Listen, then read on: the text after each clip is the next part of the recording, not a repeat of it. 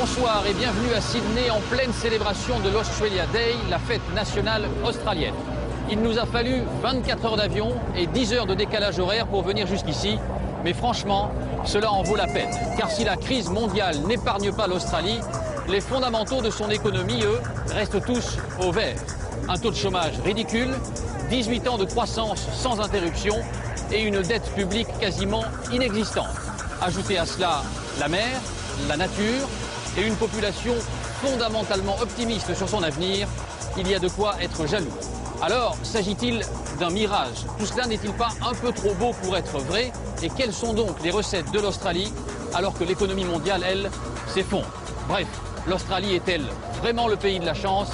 C'est le 24e numéro d'Un œil sur la planète.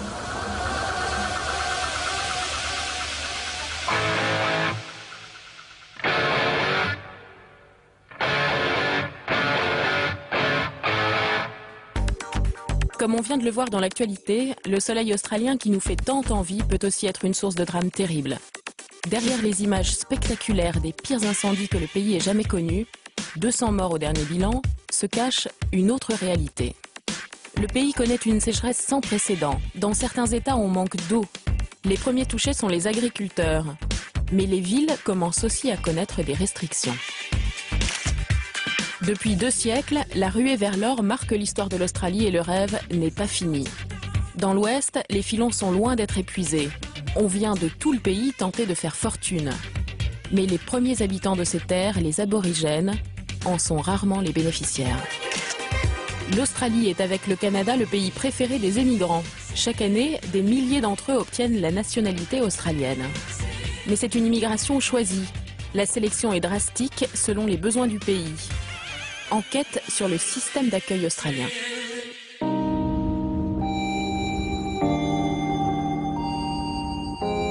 Mais pour commencer cette émission, je vous propose de faire connaissance avec ce qui fait le charme de ce pays, des conditions de vie exceptionnelles. La majorité de la population vit en ville et au bord de la mer. L'ambiance est vraiment décontractée.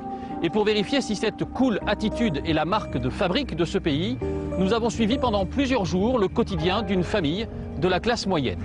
À quoi ressemble le quotidien des Australiens? C'est un reportage signé Jenny Briffa et Vincent Bouffarti.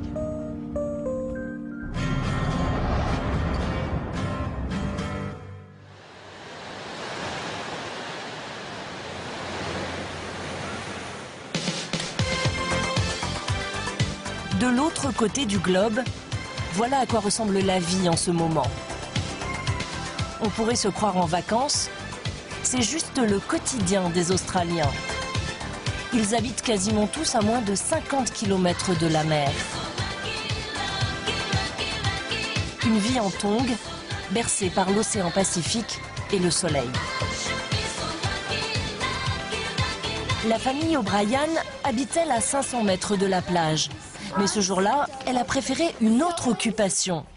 Visiter le zoo de Sydney, avec sa vue imprenable sur la baie. Dans la famille O'Brien, il y a Martine, le papa, agent immobilier.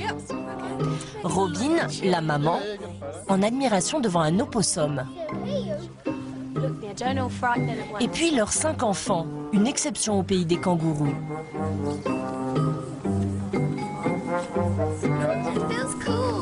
Les stars du zoo, ce sont les espèces australiennes uniques au monde. L'Australie, un pays tellement à part. Ses habitants s'estiment même bénis des dieux. Ils dorment dans les arbres 20 heures par jour.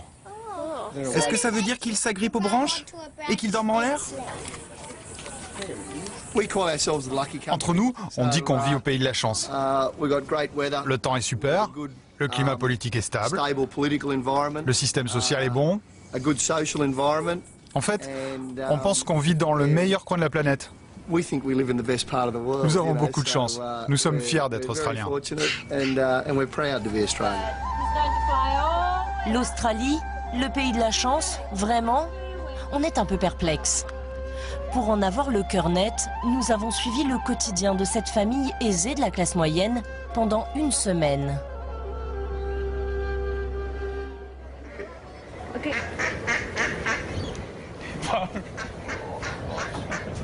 Martin nous avait raconté qu'il démarrait sa semaine le lundi matin par une séance de kayak. C'est vrai, et pas trop difficile pour lui. Le plan d'eau est à 2 minutes de sa maison. Ce qu'il avait oublié de nous préciser, c'est qu'il lui fallait se lever aux aurores. Ce n'est pas facile de se réveiller à 5h moins 10 du matin. Mais de notre côté, c'est le seul moment de la journée où on a le temps de faire ça. Et il n'est pas le seul dans ce cas-là. À 6h du matin, partout on croise des sportifs. Le culte du corps, une obsession ici. Un quart des Australiens font du sport tous les jours, sans exception. À 6h30, Martin est de retour pour le réveil de la maison. Son premier réflexe, dévorer le journal. Martin veut savoir ce qui s'est passé de l'autre côté du monde et peut-être aussi ce à quoi ils ont échappé. On est conscient d'être isolé du reste du monde, mais ça ne nous dérange pas. Vous savez, c'est plutôt une sensation agréable d'être loin de tout, livré à nous-mêmes. Vous savez, quand vous voyez ce qui se passe dans le monde, on est évidemment conscient des problèmes de terrorisme, par exemple. On a été touché il y a quelques années avec les attentats de Bali. Il y avait tellement de victimes australiennes. Mais c'était l'Indonésie, juste à notre porte, mais quand même pas en Australie. Pour ses enfants, Robin O'Brien ne travaille plus. Elle l'a voulu, mais beaucoup d'Australiennes n'ont pas d'autre choix. Les crèches et même les maternelles manquent cruellement au pays de la chance.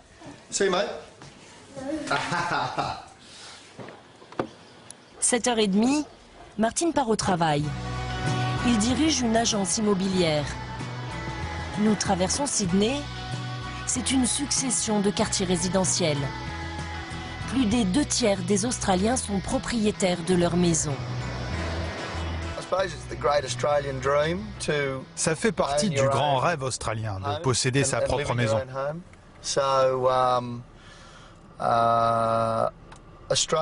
Depuis des générations, les Australiens partagent ce rêve.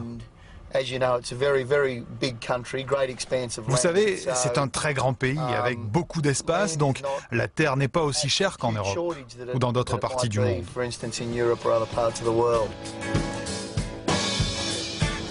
Ce jour-là, Martin doit visiter un immeuble d'affaires unique en son genre pour le mettre en location. Ça ne devrait pas être trop difficile. Voyez la piscine? On peut se baigner pendant la pause déjeuner. Une piscine de 25 mètres, pas mal.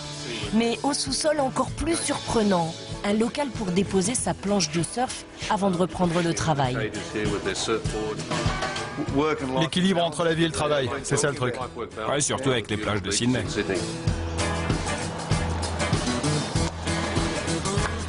Pour Martin, la plage attendra. Car même sous le soleil, la crise est là. Comme il l'annonce à un autre client, il faut songer à baisser les prix. Est-ce que je le garde au prix de départ ou est-ce que je le baisse? Oublie le prix de départ. Je te suis, faisons ça. On vend nos stocks, mais à des prix plus bas. Mais on va pas trop baisser non plus. Mais vous savez ce que c'est, quand vous avez quelque chose à vendre, vous faites ce qu'il faut. Pour l'instant, ça va. Ça devrait bien se passer. Toujours pas de soucis? Ouais, c'est ça, pas de souci, pas de souci. Même en temps de crise, les Australiens gardent le sourire. Pas de soucis, c'est même la devise du pays.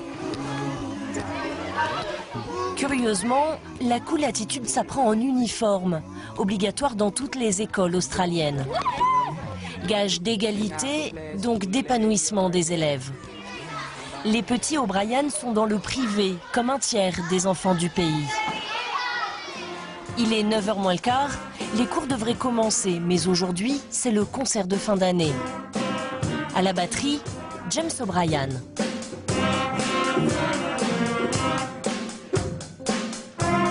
Bon, d'accord, c'est pas terrible, mais c'est pas grave.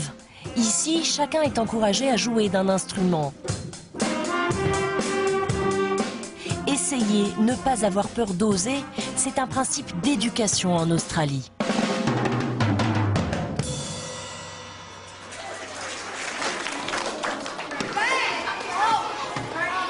Chez les CM1, au même moment, c'est la séance de lecture. Pour l'occasion, tout le monde est assis par terre. Après, je me suis rappelé que maman allait chez les Weight Watchers car son derrière était trop gros. Qu'est-ce qui est si drôle dans cette histoire? Sa maman est allée chez Weight Watchers. Elle a un gros derrière. Oui, elle a un gros derrière. C'est très agréable de faire partie du groupe, d'être associé à ce que font les enfants, et je me sens à l'aise comme ça. Vous savez, quand j'allais à l'école, c'était beaucoup plus strict, on ne se sentait pas aussi à l'aise pour approcher les enseignants. Je pense que l'on doit vraiment s'efforcer d'accompagner les enfants à comprendre les réalités du monde. Ils ont besoin de sentir que l'on est accessible et qu'ils peuvent venir nous voir. Dans la classe voisine, les 6e ont cours de développement personnel. Comprenez, éducation sexuelle. Même la timide Grace O'Brien n'y échappera pas. Jackie commence à avoir de la poitrine plus tôt que ses amis. Elle porte un pull large pour cacher ses formes et éviter qu'on la regarde. Comment peut-elle surmonter sa gêne? Peut-être qu'elle peut s'accepter comme elle est. Elle peut en parler à quelqu'un qui connaît ça, comme ses parents ou ses frères et sœurs. Et toi, Nesha, t'en as déjà parlé à tes parents? Non. Est-ce que tu penses que tu vas le faire? Oui, j'en parlerai à ma mère. On en apprend davantage sur ce qui va arriver à notre corps dans quelques années. On sera moins mal à l'aise quand ça va venir. Dans beaucoup de salles, les disciplines peuvent sembler superflues. Pourtant, les élèves australiens sont parmi les meilleurs du monde. Selon un classement international, ils sont 6e en sciences, maths et compréhension de l'écrit, loin devant les petits Français, 19e. La décontraction ne nuit pas à la performance, bien au contraire. Les enfants ne se limitent pas aux mathématiques, à l'anglais ou aux matières académiques. Les enfants sont intelligents. Ils ont besoin d'être stimulés dans tous les domaines. Donc, quand on leur permet de faire de la musique, on les aide aussi avec les maths, parce que la musique et les maths vont bien ensemble. Les enfants ont des talents, des dons innés, qui doivent être cultivés. Et nous savons qu'en leur donnant des opportunités dans des matières annexes, où ils excelleront, ils feront tout aussi bien dans les matières traditionnelles. Dans la cantine de l'école, surprise, Robin O'Brien est aux commandes avec une autre maman. Toutes les deux sont bénévoles pour préparer le déjeuner. Nuggets ou hamburgers, ici les enfants notent sur des sacs ce qu'ils souhaitent manger. Je peux le faire car je suis disponible. Et de cette manière, de l'argent est économisé pour l'école, pour les besoins des enfants. S'ils devaient payer quelqu'un, ça leur coûterait beaucoup d'argent. Et refuser, ça n'aurait pas été très correct? Oui, je sentais que je devais le faire. Le sens du devoir pousse un quart des Australiens à travailler bénévolement. Un peu comme chez nous, sauf qu'en Australie, les bénévoles se retrouvent dans tous les secteurs de la société. À l'école, en quelques minutes à peine, le repas est englouti. Aux antipodes, on ne traîne pas pour déjeuner. À son bureau, Martine mange aussi sur le pouce à midi. Ils ont beau vivre sous les tropiques, les Australiens travaillent beaucoup plus que les Français. 44 heures par semaine en moyenne, car ils peuvent faire autant d'heures supplémentaires qu'ils le souhaitent. Plus étonnant, ils ont l'habitude, un peu comme des Japonais, de ne pas prendre toutes leurs vacances. Alors Martine doit parfois relancer ses employés par téléphone pour les inciter à prendre leur congé.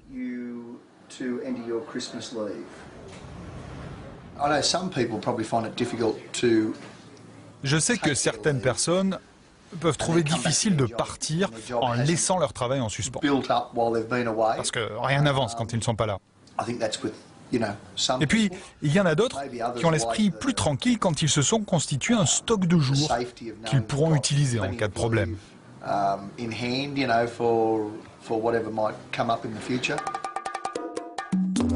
Fin Fin 2008, le gouvernement a même lancé une campagne pour inciter les travailleurs à prendre la totalité de leurs 4 semaines de congés payés.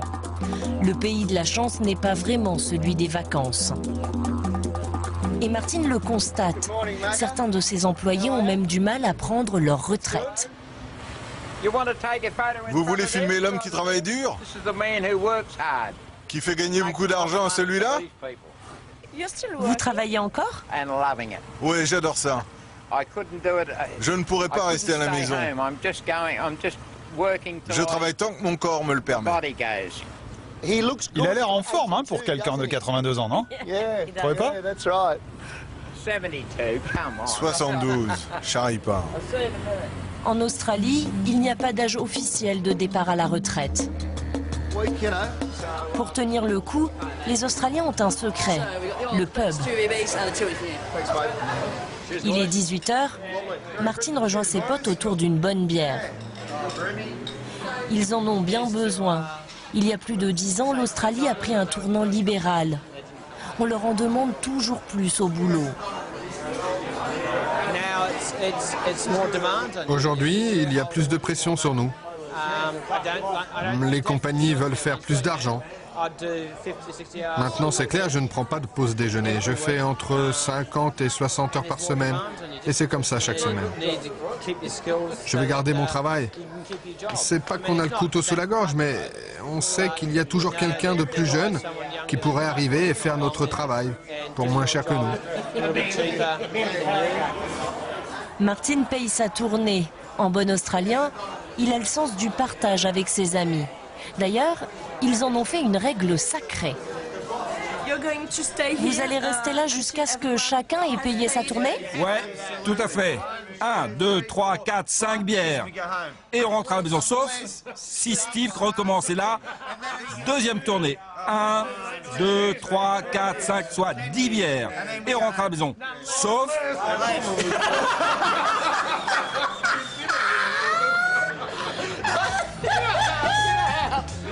Ce soir-là, on ne vous dira pas à combien de tournées ils se sont arrêtés.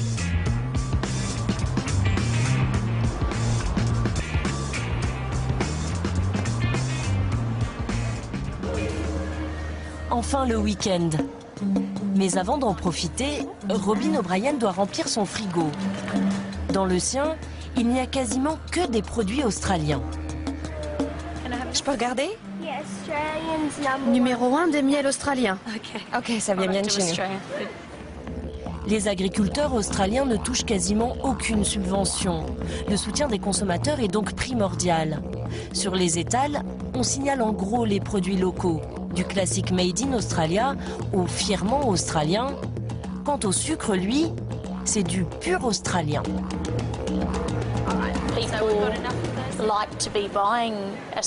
Les gens aiment acheter des produits australiens. Je pense que c'est pour soutenir l'industrie et les agriculteurs qui produisent localement. La plupart des Australiens sont conscients que ce qui vient de l'extérieur peut être moins cher, mais on aime penser que l'on fait de notre mieux pour préserver les emplois de nos compatriotes. Dans ces paroles de Robin, il y a bien sûr de la fierté nationale, mais peut-être et surtout le sens de l'entraide. Et cela n'est pas inné. On l'apprend en Australie dès le plus jeune âge, à la plage par exemple. Car ces rouleaux de rêve peuvent être mortels. Chaque année, 10 000 personnes doivent être secourues le long des côtes australiennes.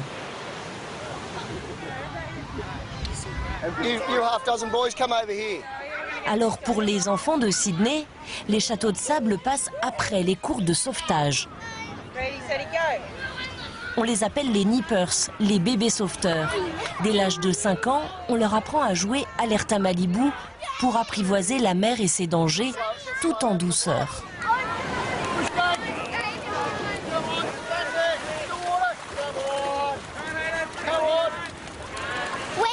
Quand on est plus grand, les parents vont de plus en plus profond. Parfois, on a le droit de nager, sinon on reste sur le sable.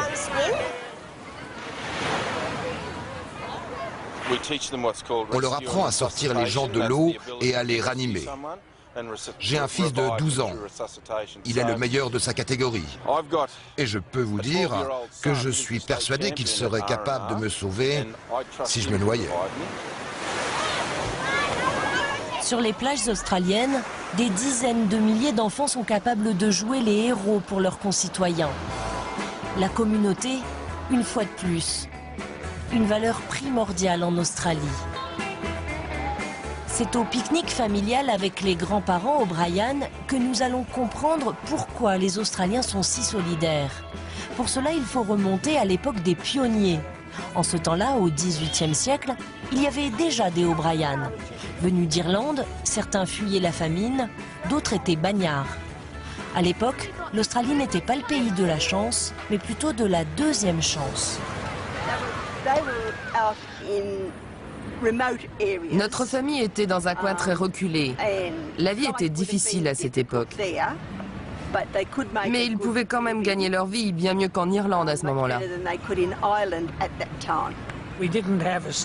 Les gens n'avaient ni famille, ni État vers qui se tourner. La plupart des Australiens sont partis de rien. Ils ont construit eux-mêmes leur maison, cultivé la terre, élevé leur famille, sans beaucoup d'aide sauf celle de leurs voisins. Ils étaient tous sur le même bateau. Leurs valeurs, les Australiens en sont fiers. À un point tel qu'à les écouter, on les retrouverait à chaque coin de rue, et même dans les endroits les plus saugrenus. Direction les courses de chevaux. Au pays de la chance, on adore la tenter justement, car face au sort, chacun est à égalité. L'Australie est l'une des nations les plus parieuses du monde.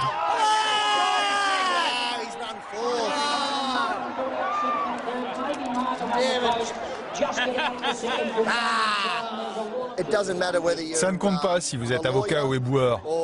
Tout le monde peut venir ici sur le champ de course, parier $5 ou $5000. Tout le monde ici prend le même plaisir. Et on est loin de l'ambiance des hippodromes parisiens. Chemise à fleurs, rigolade, les courses, l'occasion une nouvelle fois de passer du temps entre amis, quelle que soit sa classe sociale. La camaraderie, le mateship comme ils disent, est l'un des piliers de la société australienne. Ces gens en costume cravate, la plupart d'entre eux sont juste des employés. Ils ne sont membres d'aucun cercle ou club privé. Ils viennent juste se profiter de la journée et c'est ce que j'aime ici. C'est juste une belle journée d'été en Australie où vous pouvez venir comme vous le voulez, en short ou en costume. Et c'est toujours aussi génial.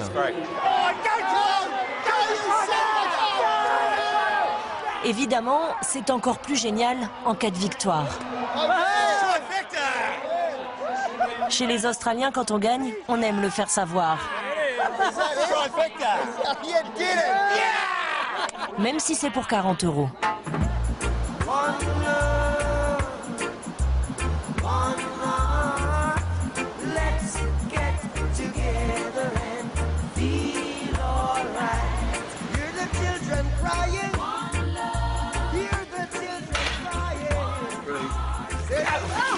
La semaine avec les O'Brien touche à sa fin. Pour l'occasion, Martine prépare le plus australien des repas, le barbecue. C'est un autre O'Brien, ça? Oui, exactement. Un autre membre de la famille? Oui, tout à fait. Personne d'autre que moi n'a le droit de le toucher. Chaque famille a ses spécialités au barbecue. Le voisin est intéressé. Le plus souvent, Paul fait griller de la viande. Enfin, quand nous on fait des saucisses, lui il fait des steaks. Quand nous on fait du flétan, il fait du saumon. Il est toujours en train d'essayer de nous battre. Martine, encore une fois en train de plaisanter. Un peu comme si la vie en Australie donnait le sourire à ses habitants. Et après une semaine avec les O'Brien, on comprend pourquoi.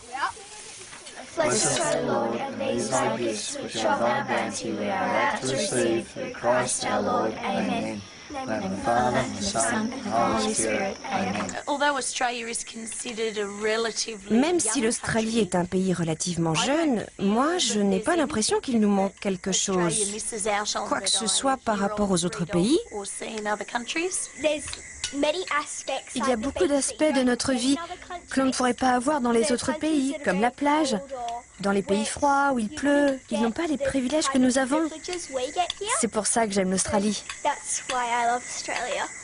Je pense juste que l'Australie est le meilleur endroit pour vivre. La chose la plus importante, c'est la mentalité. Les gens sont fiers de vivre ici.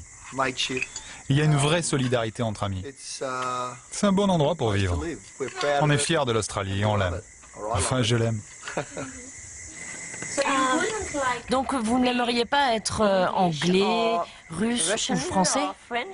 Non, pas question. Sans vouloir vous offenser. Cette vie qu'il n'échangerait pour rien au monde, avec ses bons et ses mauvais côtés, c'est celle de la majorité des Australiens.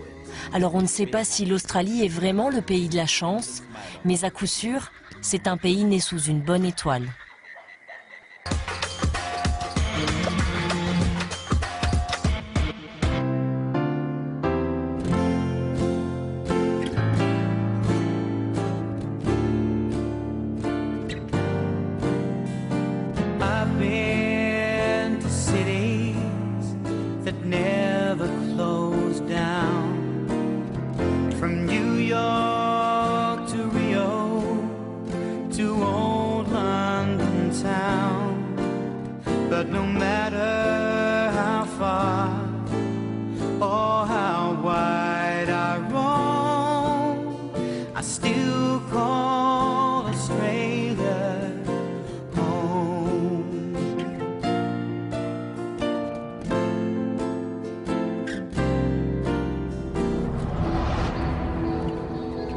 Un décor de rêve.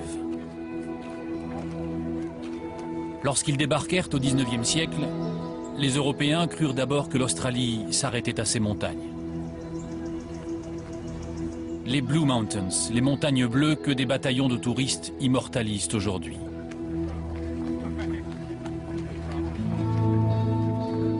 Mais les pionniers n'étaient pas venus pour rien.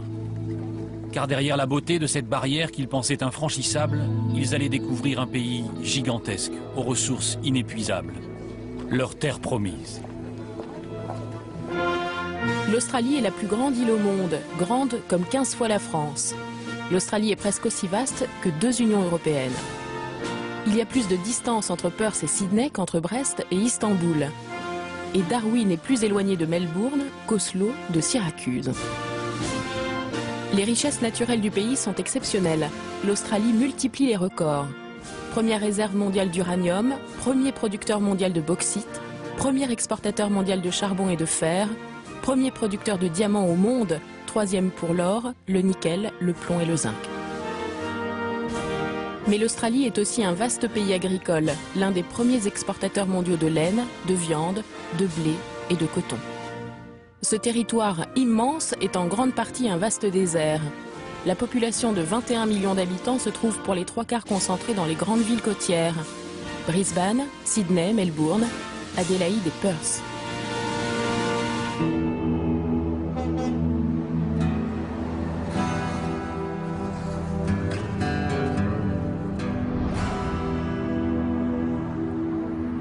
C'est la ruée vers l'or qui a en partie peuplé l'Australie. En 1850, il y avait ici 500 000 habitants. 20 ans plus tard, ils étaient déjà 3 fois plus nombreux. Et les pionniers n'ont pas été déçus, le pays regorge de richesses. Aujourd'hui encore, comme au XIXe siècle, on trouve de nouveaux gisements. Enquête dans le dernier des Far West en Australie occidentale, Franck Genozo et Cyril Paquier.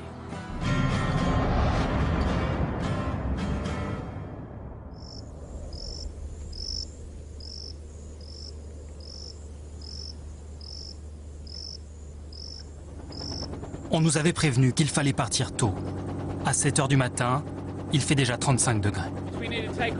Il faut qu'on décolle sans tarder, tant que la température est encore acceptable.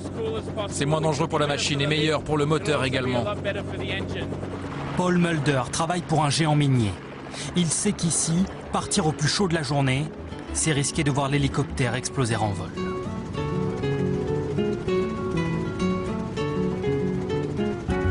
Bienvenue dans le Pilbara, une des régions les plus inhospitalières d'Australie. Écrasé par la chaleur, il y fait régulièrement 45 degrés à l'ombre. Comme vous le voyez, dans cette région reculée, c'est une terre aride. Mais c'est une terre qui a fait des milliardaires. Car ici, la richesse n'est pas en surface, mais dans les sous-sols. Du fer, du charbon, de l'or, du cuivre, du plomb, du zinc, de l'uranium. On a tout ça dans notre sol. Le Pilbara, c'est grand comme la France, pour à peine 40 000 habitants. Et pour la plupart, voici où ils travaillent. Des mines géantes à ciel ouvert. Autant de cratères dans le sol australien. Exemple avec ce qu'on appelle le dos de la baleine, Mount Wellback, la plus grande mine de fer du monde. Vu du ciel, les camions et les grues ressemblent à des jouets. Pourtant, ils sont hauts comme des immeubles de 3 étages. On ne lésine pas sur les moyens pour creuser chaque jour un peu plus profond. Et s'il le faut, à grand renfort d'explosifs.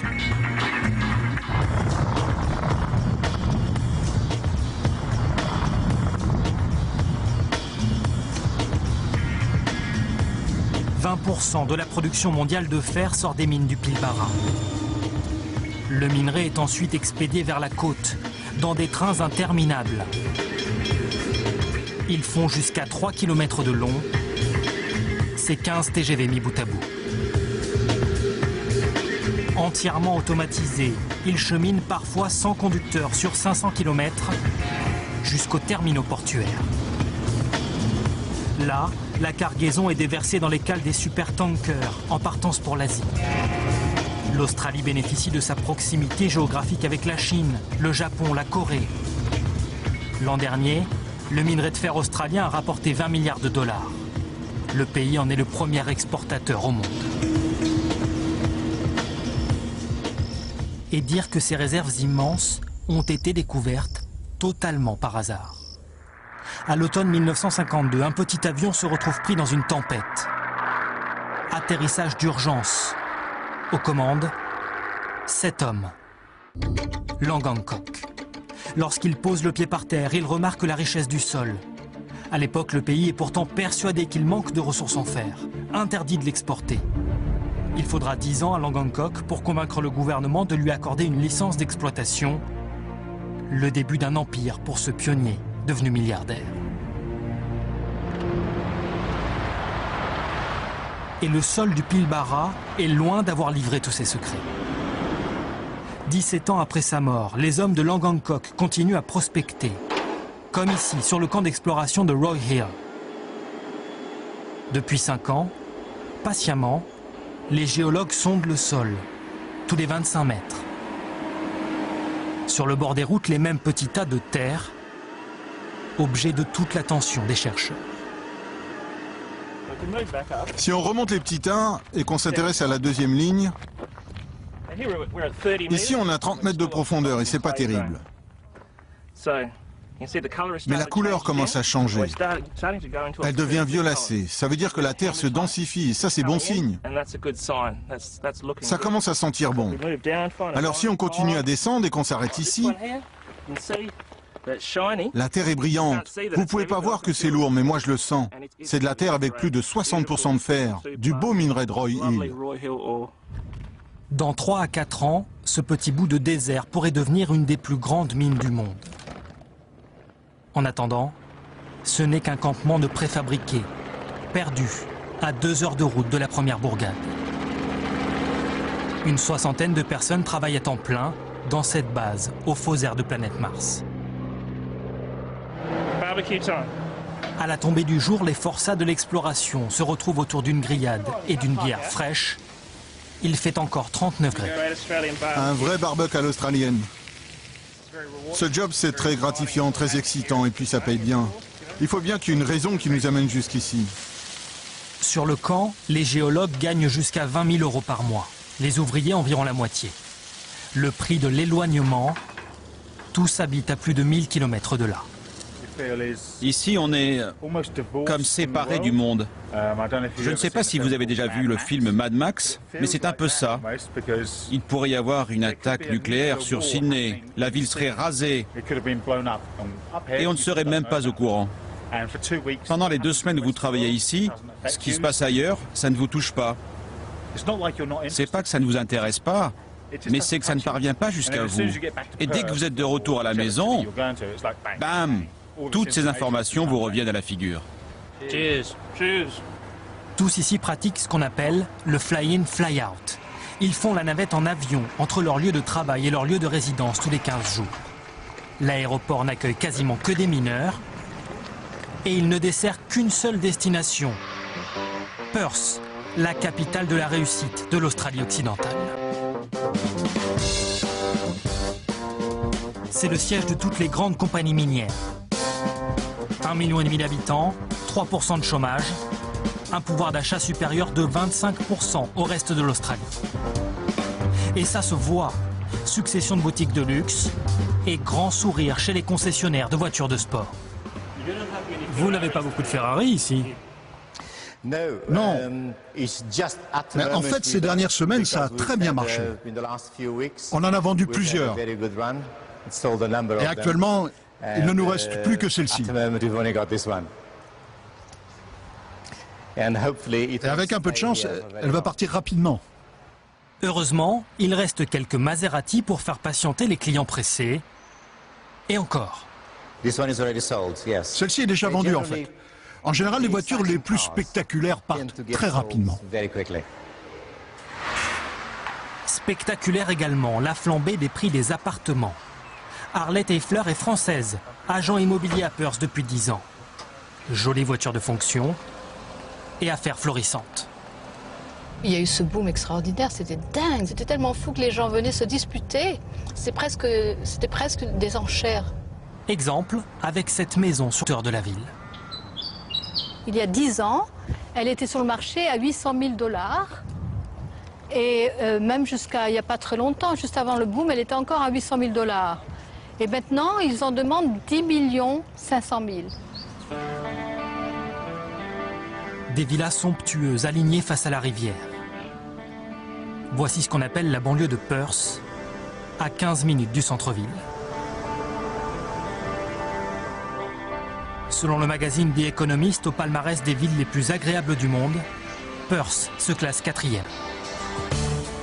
Victime de son succès, la ville doit faire face à une pénurie de bureaux et de logements. Alors on construit à la hâte de nouveaux ensembles. L'immeuble s'appelle Saint-Germain, connotation française donc. Ce matin, Arlette Eifler fait visiter un immeuble flambant neuf à une jeune femme qui cherche un appartement. Voici la salle de gym, pas immense, mais en général tout le monde en veut une. Et puis regardez ce jardin comme il est beau. À Perth, on parle d'un immeuble standard. Voici l'appartement. Vous pouvez l'avoir vide ou tout équipé.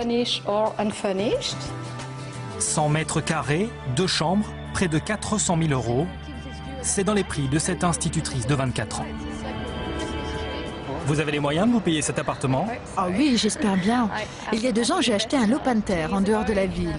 Et son prix a explosé depuis. Alors ça va me constituer un bon apport et j'espère que ça va le faire.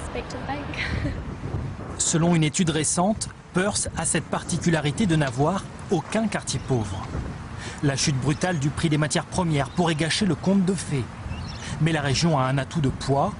Elle possède en quantité astronomique le seul métal qui ne connaît pas la crise, l'or. Bienvenue à Kalgoorlie. Ici, ce n'est pas la météo qui défile, mais le cours du plus recherché des métaux.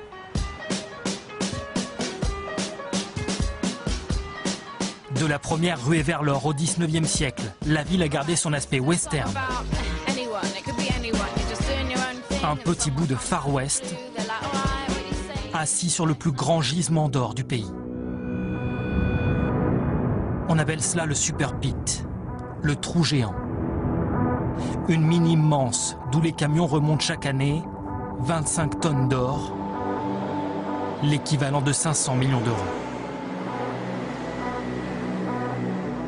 On y travaille 24 heures sur 24, 7 jours sur 7. Sur la route, les road trains ont remplacé les diligences. Et du pays tout entier, on afflue pour proposer ces services. Bonjour, je viens déposer une candidature. Ok, je vais vous faire remplir quelques papiers. Rory Wicks a 24 ans. Il fait le tour des agences d'emploi spécialisées dans les mines. Il y en a une vingtaine en ville. Je viens de Tasmanie, à l'autre bout du pays. J'espère trouver un bon boulot, histoire de me construire une petite vie.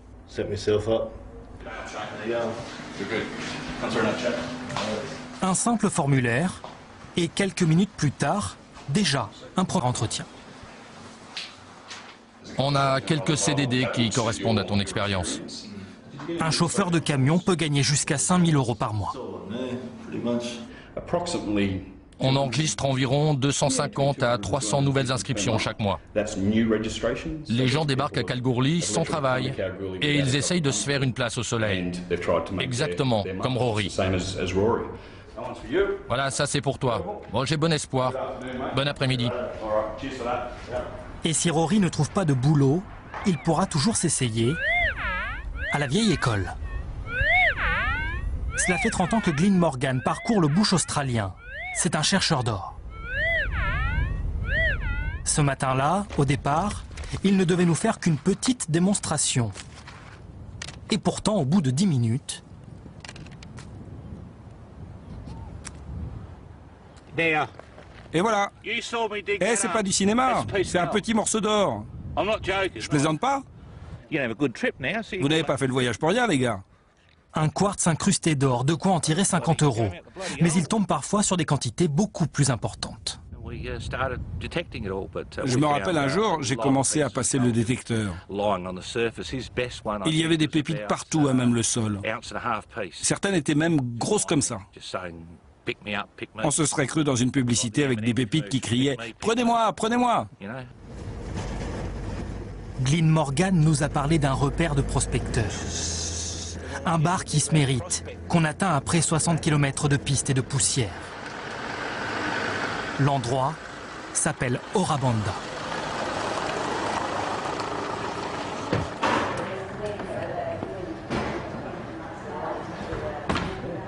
Salut mec, ça va? C'est ici que se font les légendes des Goldfields, la région du sol doré. La plus belle histoire est accrochée au mur. Un couple tombé en panne sur le bord de la route. En changeant leur roue, ils trébuchèrent sur une pépite d'1,5 million $. Ça arrive régulièrement. Les prospecteurs posent leur prix sur la table et les gens peuvent les toucher. Les touristes n'en reviennent pas de tomber sur des types qui les laissent manipuler des pépites qui valent plusieurs milliers de dollars. Exemple dans le garage de ce prospecteur. Dans les Goldfields, on peut trouver de très belles pièces. J'ai quelques répliques ici. 300 000 $ pour une grosse pépite comme celle-ci, 40 000 pour la petite. Parfois, ces pépites ne sont pas ramassées car les gens pensent que c'est de la camelote. Dans leur esprit, une pépite, c'est forcément minuscule. Ils se disent « trop gros » et ils ne la prennent pas. Celles-ci sont des vraies. Plusieurs milliers de dollars sur la table. Grâce à ces trouvailles, Cranston Edwards a pu élever une famille de 5 enfants. Mais les mineurs et les prospecteurs sont le plus souvent de jeunes célibataires, logés dans des motels impersonnels. Alors à la nuit tombée, la principale activité, ce sont les bars de la ville, comme ici, au Wild West Saloon.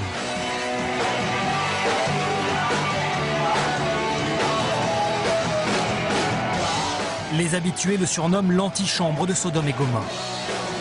L'établissement est célèbre pour ses serveuses légèrement vêtues. On les appelle les skimpies. Allez, sois pas timide. C'est le cas de Chelsea. Et elle n'hésite pas à jouer de ses charmes pour faire grimper les pourboires. Pourquoi j'ai choisi d'être une skimpy?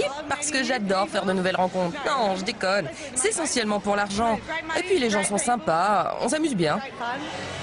Les serveuses gagnent jusqu'à 4 000 € par mois. Depuis quelques semaines, elles n'ont plus le droit de se dévêtir. Même si certaines, comme Nikki, n'hésitent pas à tricher pendant la pause cigarette. C'est super cool de travailler ici. Mais vous savez pourquoi ça vaut le détour? Pour ça!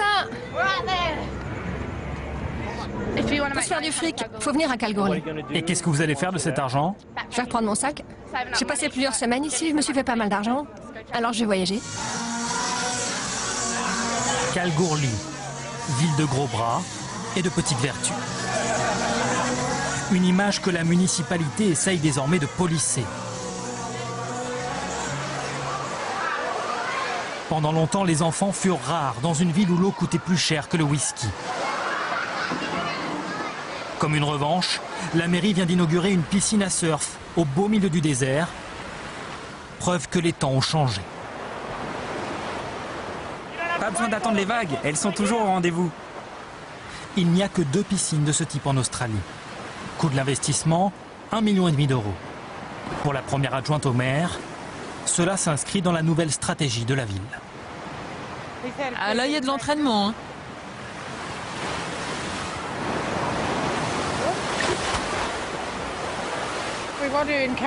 On veut inciter les familles à s'installer ici avec leurs enfants. Et en leur mettant à disposition ce type d'équipement, ça rend la ville plus attractive. Ça multiplie les raisons de rester. Kalgoorlie, une ville où l'argent coule à flot, mais pas pour tout le monde. Nous sommes à Ningemaya, le camp en langage aborigène. Un lotissement de maisons en ruine rejetées en marge de la ville. Une cinquantaine de personnes vit ici au milieu des ordures. Pour la plupart, elles sont nées sur cette terre, à quelques centaines de mètres seulement de l'or du Super Pit. La communauté est rongée par l'alcool et vit essentiellement des allocations. Danny en est le patriarche. À sa connaissance, personne ici ne travaille, et encore moins dans la mine toute proche. Les compagnies minières bafouent notre terre. Ils ne nous dédommagent pas. Ils ne nous donnent même pas une maison. Rien du tout. L'an dernier, le gouvernement a présenté des excuses officielles au peuple aborigène pour les violences et les injustices subies durant 2 siècles. Pourtant, leurs croyances ancestrales sont régulièrement bafouées. Un peu plus au nord, un représentant aborigène nous conduit sur le site d'une mine désaffectée. Richard Evans est né ici. Il tient à nous montrer un monticule de pierre, un site sacré. Pour ne pas gêner ses projets, la compagnie minière l'a déplacé à coups de bulldozer. Ils ont mis un panneau disant « Site aborigène important, ne pas déranger ». Quelqu'un l'a pourtant bien dérangé. Voici ce qu'est devenu la terre de ses ancêtres. Une mine abandonnée, une plaie ouverte pour les aborigènes. Vous voyez cette poussière? C'est ma mère. Ma mère. Et on les laisse faire du mal à ma mère. Mère nature. Et ils ne donnent rien en échange. Qu'est-ce que ça vous ferait si les gens venaient violer votre mère chaque jour? Eh bien, c'est ce qui se passe ici tout le temps. Malgré le départ des mineurs, le site n'a jamais été réhabilité.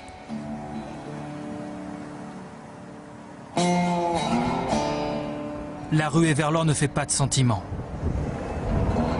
Ni pour les kangourous écrasés sur le bord des routes, ni pour les villes qui n'ont plus de richesse à offrir.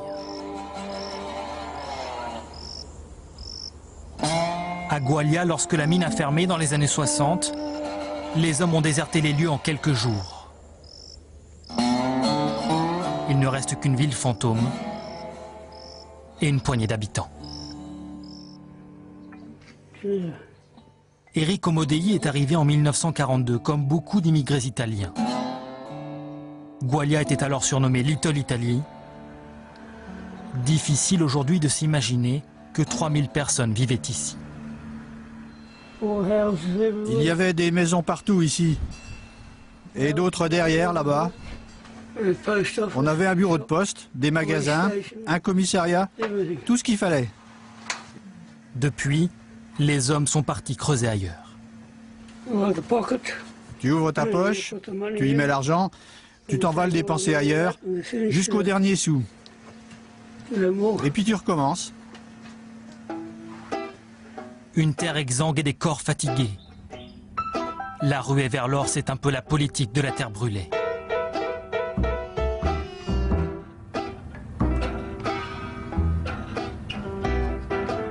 Le bush se réinstalle lentement. Les animaux sauvages sont désormais plus nombreux que les hommes. Les mines ne représentent pour l'heure qu'1% du territoire australien. Alors le pays peut se permettre d'abandonner quelques villes en route, car plus loin, les rêves de fortune sont intacts.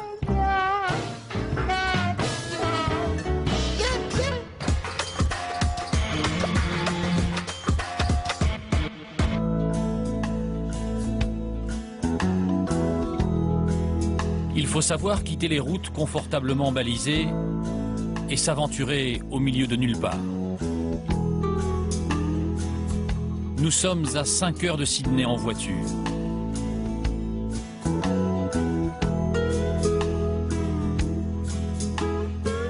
Bienvenue chez Frédéric et Dominique Mathieu.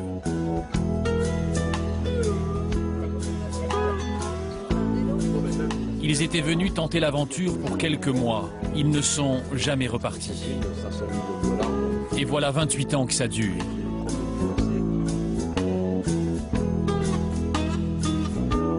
11 000 moutons, 800 vaches, un domaine à perte de vue qu'ils ne quitteraient pour rien au monde. »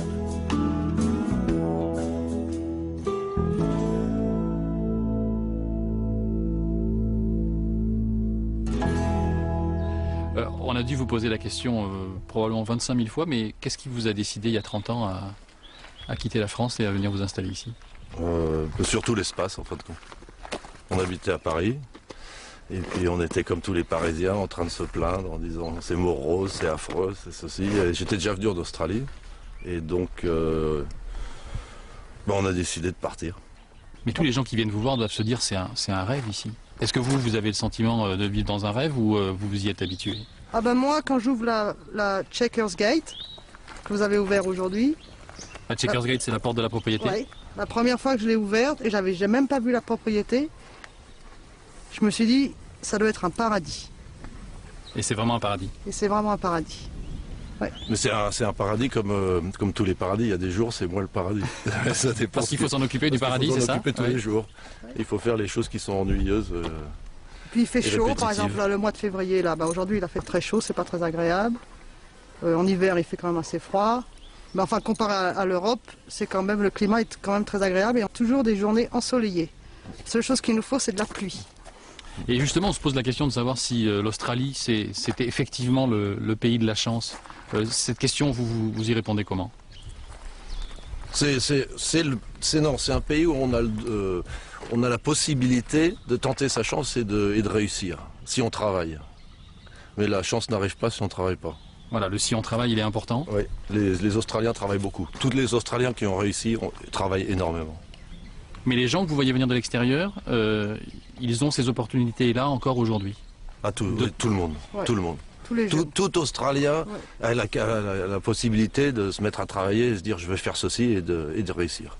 Il n'y a personne pour l'arrêter. Ça, c'est une chance inestimable. Ouais. Et pour les jeunes, il y a beaucoup d'opportunités, je pense. Voilà, c'est ça. Pour les jeunes générations. Si on a une nouvelle idée et on veut le faire, on peut le faire.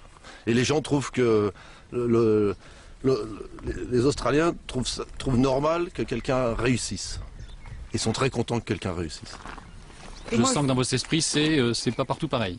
C'est pas partout pareil. Moi, je pense, par exemple, nous avons 3 enfants, et ces 3 enfants, je sais qu'elles peuvent faire ce qu'elles veulent, elles ont le droit de faire ce qu'elles veulent, et que si elles le font vraiment bien, elles arriveront quelque part. Et en France, moi je vois beaucoup de jeunes en France, et j'ai l'impression qu'ils n'ont même pas de rêve, pas d'espoir. Ils restent là à essayer de trouver un boulot qui leur plaît pas vraiment. Alors qu'ici, les jeunes ne sont pas comme ça. Et puis on a le droit d'être un individu. Les gens acceptent la personne en tant qu'individu, même si elle n'est pas dans le type d'individu que la personne aime rencontrer ou parler avec. Quelles que soient ses études, quel que soit son niveau social, quelles que soient ses idées, ils sont quand même la personne elle sera respectée. Et ça, je pense, c'est une des grandes différences.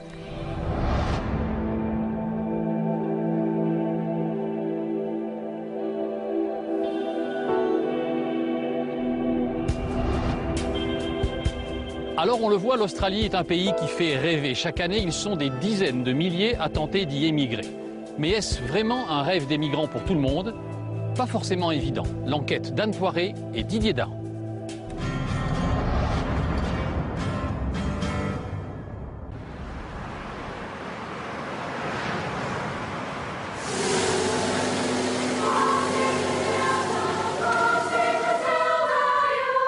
Ce matin-là, Waltzing Matilda, la chanson la plus connue du folklore australien, résonne dans le hall de la mairie de Melbourne. On a sorti le portrait de la reine Elisabeth, toujours chef de l'État. Le maire séparait de ses plus beaux atours. Tout est affaire de symbole.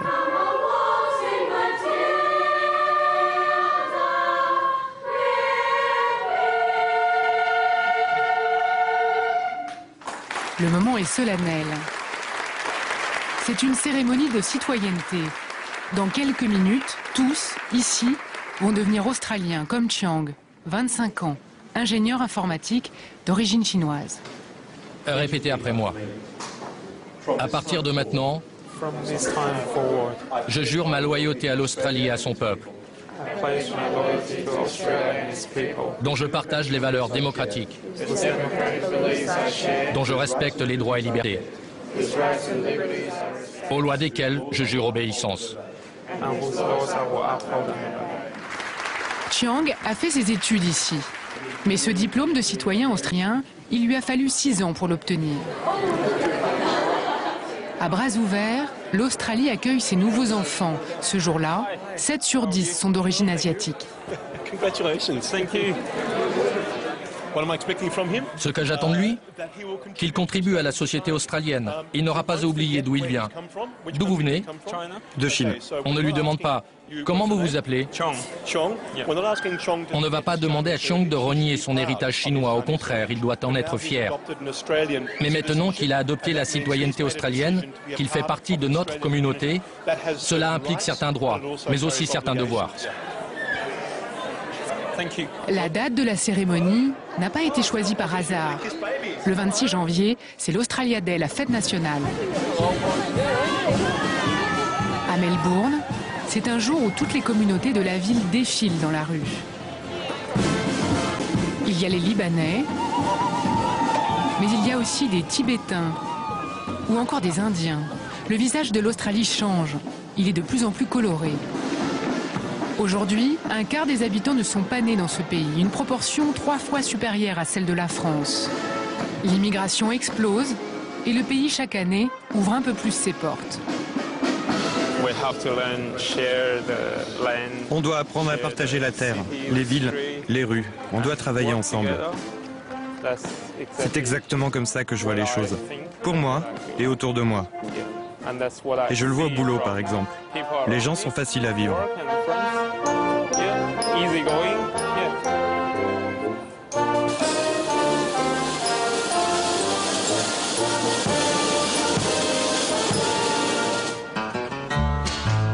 Mais cette belle ouverture au monde n'a pas toujours été de mise. Car il fut un temps où l'Australie ne voulait que des Blancs. Jusqu'en 1973, c'est la White Policy, la politique blanche. Par bateau, par avion, on paye le voyage aux Européens pour les inciter à immigrer en Australie. Meet Mr. and Mrs. Starlenberg from Holland. Their 2 youngest children are Irma 2 and Jos 4. Then there's Nettie 6 and 7. Sur ces images des années 50, un couple présenté comme les immigrants parfaits. Ils viennent de la vieille Europe, ils ont la peau claire et ils amènent leurs 14 enfants. Henny 18, Adri 20 and Gerard 22. 16 new Australian citizens in one family. Car car selon le slogan de l'époque, il faut peupler ou périr. Les Blancs sont appelés à la rescousse pour contrer les hordes asiatiques censées s'abattre sur le continent. Les Japonais, les Indonésiens et surtout les Chinois sont diabolisés. Le péril jaune fait trembler. 70 ans d'une discrimination drastique. Il y avait en toile de fond la volonté de préserver une race pure et de conserver le lien entre les Australiens blancs. Ils étaient pour la plupart d'ascendance britannique. Ça tournait vraiment autour de l'idée de protéger cette lignée blanche. C'était du darwinisme social, l'idée qu'il y avait des gens qui étaient racialement supérieurs.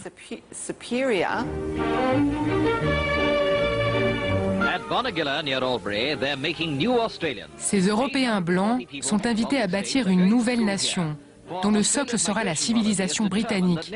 On dispense des cours d'anglais aux nouveaux venus. Et c'est bien la seule chose qui n'est pas changée.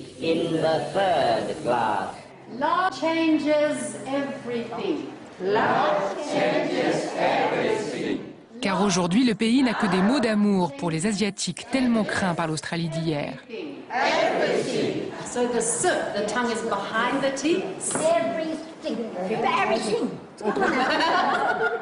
C'est désormais en musique, dans des cours comme celui-ci, qu'on leur apprend l'anglais. Avec plus de 15 000 migrants chaque année, la Chine est désormais le 3e pays d'origine des nouveaux entrants. Et la tendance s'accélère.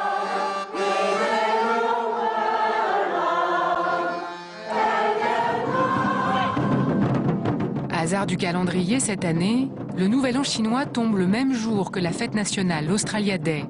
Alors on fête un peu les deux à la fois. Ici, à Chinatown, personne n'a oublié la White Policy. Mais Chiang, le nouveau citoyen, préfère se tourner vers l'avenir. Et l'avenir, pour l'Australie, c'est la Chine. Une part de l'économie australienne est liée à la croissance chinoise, notamment avec les exportations de minerais vers la Chine. L'Australie, comme le reste du monde, est liée à la croissance asiatique. Je pense qu'il est nécessaire que les gens aient bien ça en tête, plutôt que de garder les idées d'il y a 30 ans.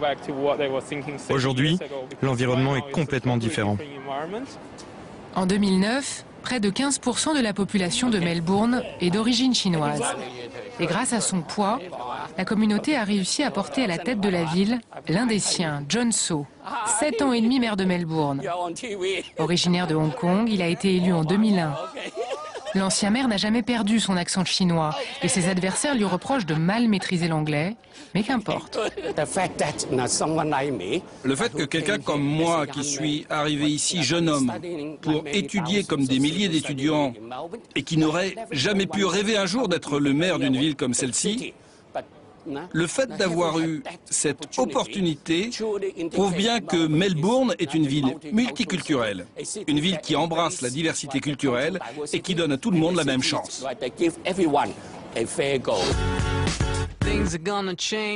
Désormais donc, l'Australie ne discrimine plus ses immigrants en fonction de leur origine. Elle le fait en revanche selon leurs compétences. Alors le plus sûr moyen d'entrer dans le pays, comme Chiang, comme John So, c'est l'université. 230 000 étudiants étrangers, la plupart indiens et chinois, viennent ici chaque année. Ils rapportent plus de 2 milliards d'euros, rien qu'à l'état du Victoria. What are the things you must inform the host about? The brand names, the type and the vintage. Beautiful. For how much? L'Australie a besoin de bras dans le secteur du tourisme, pour servir les meilleurs vins ou pour faire la plonge. Mais le pays manque aussi d'ingénieurs ou de médecins. C'est dans la capitale, à Canberra, que déterminent chaque année les besoins de l'économie. Ce qu'on appelle de l'immigration choisie. Les candidats sont sélectionnés en fonction de ce qu'ils peuvent apporter au pays. En remplissant un questionnaire, ils doivent obtenir 120 points pour espérer un visa de longue durée. Par exemple, si vous avez entre 18 et 31 ans, vous aurez 30 points. C'est le maximum que vous puissiez avoir. Mais si vous avez entre 40 ans et 44 ans, vous n'en aurez que 15. Donc il est évident que plus vous êtes vieux, plus ce sera difficile. On regarde aussi vos compétences professionnelles. Si votre travail est l'un de ceux dont nous avons besoin ici, et si vous comptez travailler en région, parce que nous avons des difficultés particulières à trouver des gens compétents en région. Tout le monde veut s'établir à Melbourne ou à Sydney, et ce n'est pas là où nous avons besoin de monde.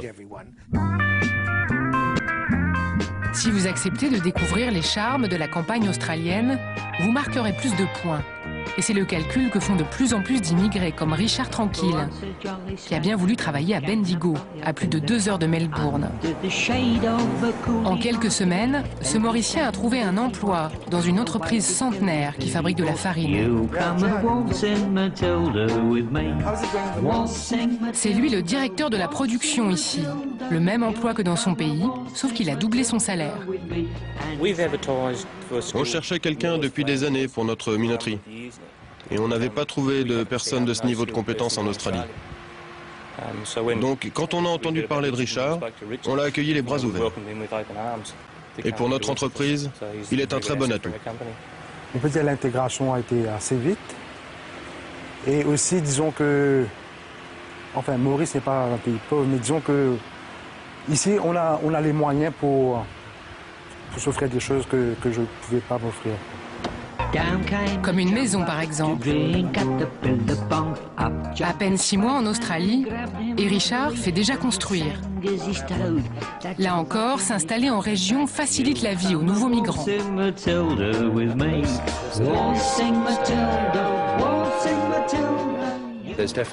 Les migrants sont clairement en augmentation ici. Et la prime au premier achat les aide beaucoup. Certains avaient des propriétés ailleurs dans le monde. Mais comme c'est leur première maison ici en Australie, ils ont la possibilité de toucher cette prime. C'est combien? 29 000 $. C'est vraiment une incitation à construire. Presque 15 000 €. De quoi voir l'avenir du bon côté.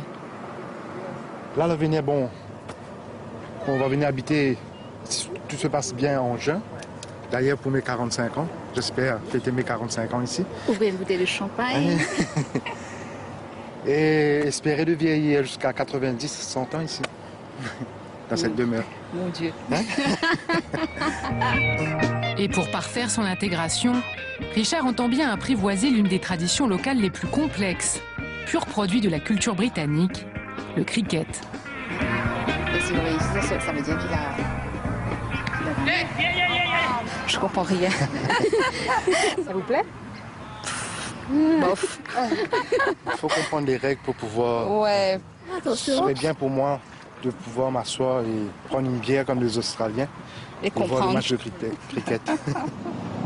Pour les tranquilles donc, tout a bien marché. Mais pour ceux dont le pays n'a pas vraiment besoin, l'expérience est un peu plus rude.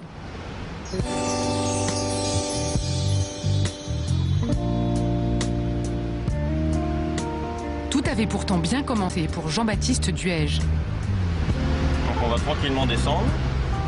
On va se faire quelques petits virages. Hop, on tourne à gauche. Allez. Nous sommes à Byron Bay, sur la côte Est. Un spot touristique de premier plan. Jean-Baptiste est tombé sous le charme, il y a 5 ans, pendant de simples vacances. On a la mer, on a les touristes, on a la plage avec une eau chaude, on a les dauphins, on a pris les requins. Voilà, donc quand même des conditions qui me plaisaient bien. Moi, venant de Paris, dans un bureau, je me suis dit que c'était une bonne raison de changer de vie. Voilà. Jean-Baptiste a racheté une entreprise de planeurs et avec 2000 vols par an, les affaires ne se portent pas trop mal. Mais en novembre dernier, l'atterrissage est douloureux. Le visa de Jean-Baptiste n'est pas renouvelé. Le pays ne veut plus de lui. Bah voilà, vous êtes venu. Vous n'êtes pas rentré dans les cases. Bon, c'est ce qu'on peut, hein. Non, vous ne nous intéressez pas. Allez, au revoir.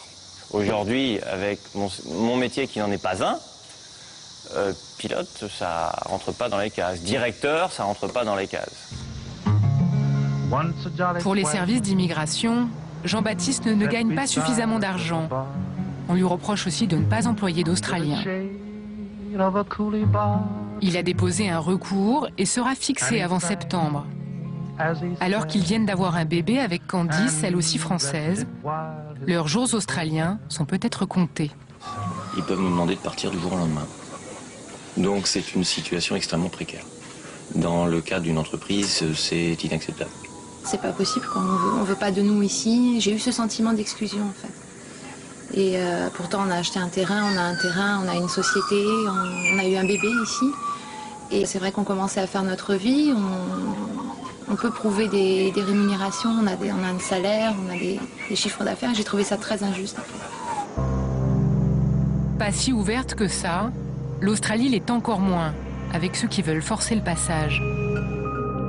Ces dernières années, le monde a découvert le mauvais accueil réservé par les Australiens aux boat people en situation de détresse. Pendant 11 ans, le gouvernement de John Howard les a parqués dans des camps en plein désert, comme celui-ci. Les conditions sont si dramatiques que les demandeurs d'asile iront jusqu'à incendier les bâtiments en signe de protestation.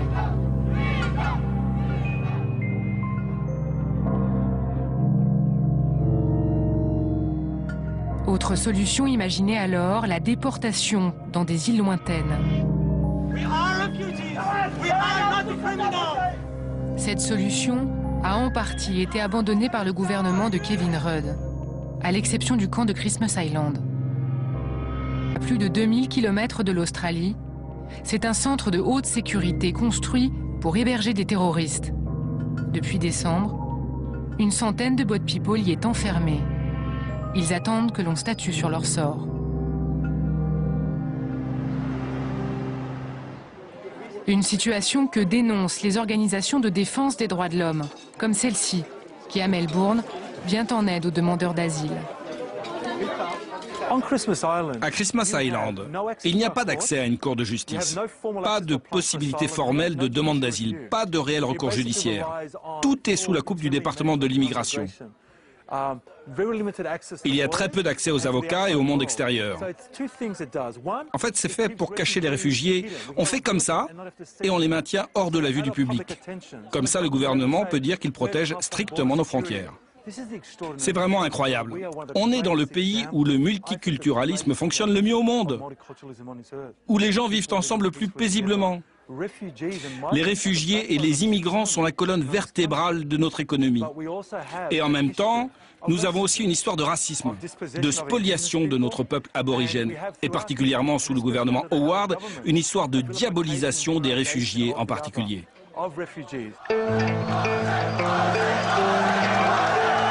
Le racisme de certains Australiens s'est ouvertement exprimé à Sydney en décembre 2005. Ce jour-là, près de 5000 personnes se rassemblent pour casser du Libanais.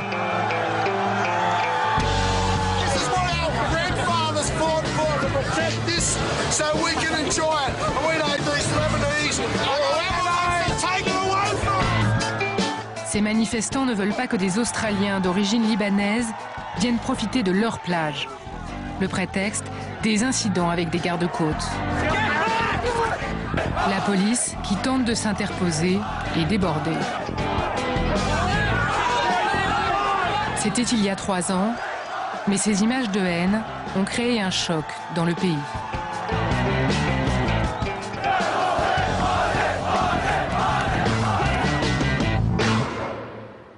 Le rêve multiculturel australien serait-il tombé à l'eau? Car depuis le 11 septembre, mais aussi les attentats de Bali qui ont coûté la vie à près d'une centaine d'Australiens, les musulmans sont pointés du doigt dans le pays. Ils se sentent mal aimés, constamment suspectés de terrorisme.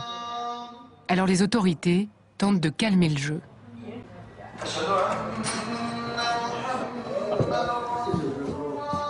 Cette fondation, par exemple, financée par des deniers publics, a sélectionné des jeunes musulmans prometteurs et les forme à devenir les futurs leaders de leur communauté. C'est important que vous preniez des postes à responsabilité. Non seulement vous êtes des gens éduqués, mais vous allez montrer ainsi que vous êtes comme n'importe qui d'autre. Vous allez faire disparaître des mythes et des peurs. Vous serez une part de la solution, car ce dont on se rend compte, c'est que pour faire tomber les barrières, il faut que vous participiez aux décisions. La communauté musulmane a fait tout ce qu'elle pouvait pour essayer de se présenter de la façon la plus honnête et positive possible au reste des Australiens. Mais aujourd'hui, la balle est vraiment dans le camp des Australiens. Et c'est à eux maintenant de s'ouvrir. La balle est dans leur camp. Malgré ces difficultés, l'Australie veut continuer à faire le pari de la différence. Tous ne pourront pas être intégrés, mais pour ceux dont le pays a besoin, l'avenir s'annonce plutôt souriant.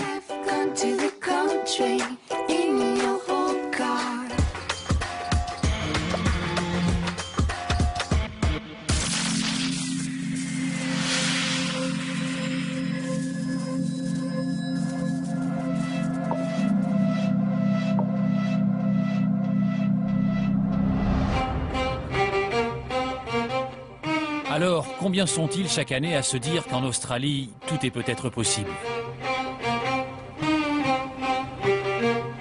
Nous sommes de retour à Sydney, dans les locaux de Polyglotte, une entreprise spécialisée dans le recrutement des travailleurs étrangers.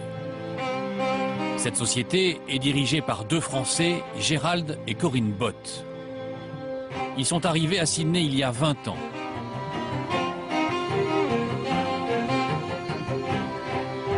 Chaque année, ils placent des dizaines de candidats sur le marché du travail australien. Eux sont convaincus de vivre au paradis, mais attention, ce paradis-là se mérite et il n'est pas forcément fait pour tout le monde.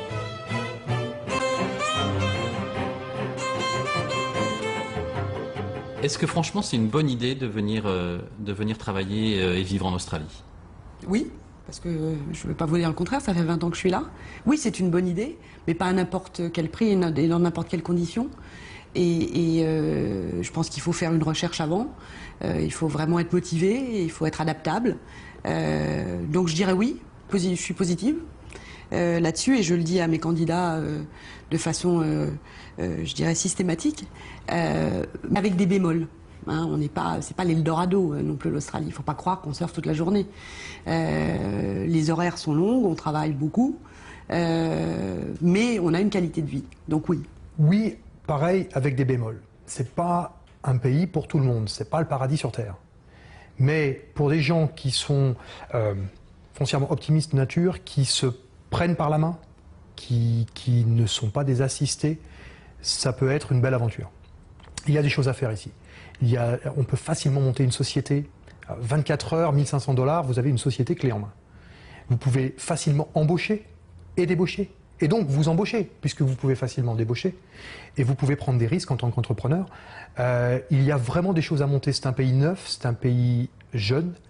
Et donc il y a beaucoup d'aventures à poursuivre. Alors, est-ce que c'est facile? Non.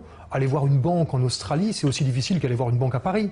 On ne va pas vous mettre le tapis rouge et vous signer un gros chèque pour vous lancer. Mais les gens acceptent ce principe d'entrepreneurship, acceptent le principe de monter votre propre aventure. Il y a aussi un revers de la médaille? Ah oui. Oui, oui, il y a un revers de la médaille puisqu'on est dans un système libéral, un système anglo-saxon. Vous avez une protection sociale dont on a parlé qui est probablement légèrement moins bonne qu'en France, surtout si vous tombez sérieusement malade. Si vous avez une maladie de longue durée, ça peut être très difficile. Le système australien fait que vous accumulez pour chaque année travaillée une dizaine de jours, 10 jours, de maladies payées qui s'accumulent et qui vous sont payées si vous êtes malade. Mais lorsque vous quittez une société, si vous avez accumulé, mettons, 40 jours parce que vous n'avez jamais été malade et que vous avez travaillé pour eux pendant 4 ans, vous ne partez pas avec ces 40 jours, vous les perdez. c'est pareil.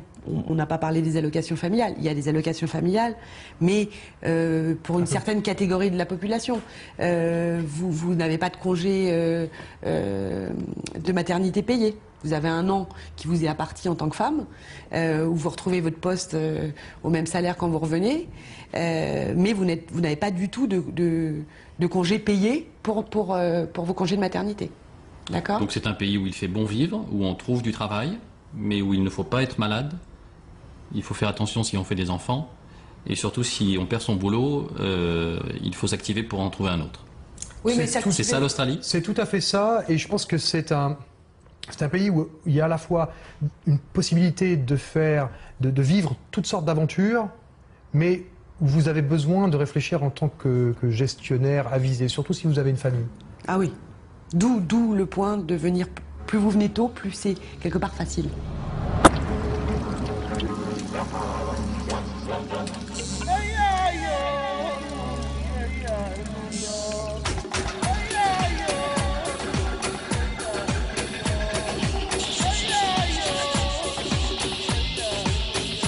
L'Australie, le pays de la chance. Pour les candidats à l'immigration, mieux vaut ne pas s'aventurer dans ce musée où l'on a rassemblé tout ce que le pays compte d'animaux dangereux. Des requins aux serpents venimeux, des araignées aux crocodiles mangeurs d'hommes. Mais le pire ennemi de l'Australie, il fait beaucoup moins de bruit.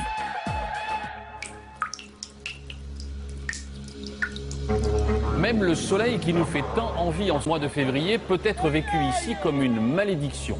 Avec le trou dans la couche d'ozone, l'Australie est l'un des pays qui compte le plus grand nombre de cancers de la peau.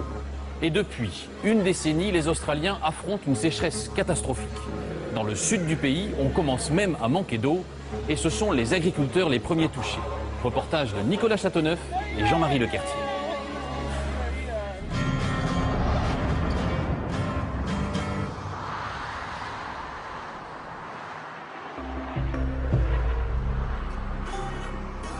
Sur les brochures touristiques, Jeparit est une petite ville charmante. Idéale quand on veut passer quelques jours tranquilles au bord de l'eau. Mais les brochures datent un peu. Les touristes sont partis depuis longtemps. La ville dépérit. Jenny Clark connaît la raison de cette mort lente. Elle est spécialiste des questions d'eau. Et maintenant, ouvrez les yeux. Et voici le lac Hindmarch. Il est à sec depuis l'an 2000. Il pouvait y avoir jusqu'à 1500 personnes à camper sur ces berges pour profiter de l'été. Il y avait de grands arbres qui apportaient de l'ombre. Et maintenant, ils sont en train de mourir. Ici, c'était la rampe d'accès pour les bateaux. Et là, on serait au milieu de l'eau. C'est toujours un lac, c'est juste qu'il n'y a plus d'eau. Aujourd'hui, on peut traverser le lac Hindmarch en 4x4. 20 km de long, 10 de large. C'était la plus grande réserve d'eau douce de tout l'État de Victoria. Désormais, un désert. Parfois, on croit apercevoir de l'eau. Ce n'est qu'un mirage. Dans les années 80, il y avait une trentaine de pêcheurs professionnels qui vivaient de la pêche dans ce lac. Tout cela s'est évaporé comme l'eau. Il y avait beaucoup de poissons. Oui, il y avait des tas de poissons différents.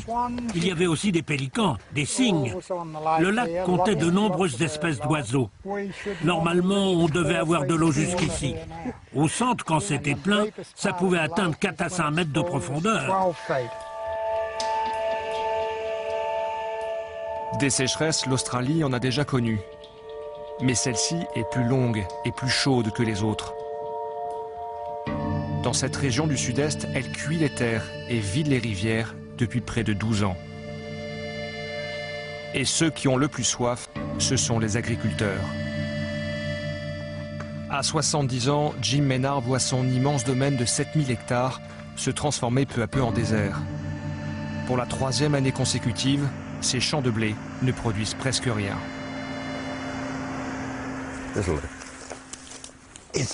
Regardez, là.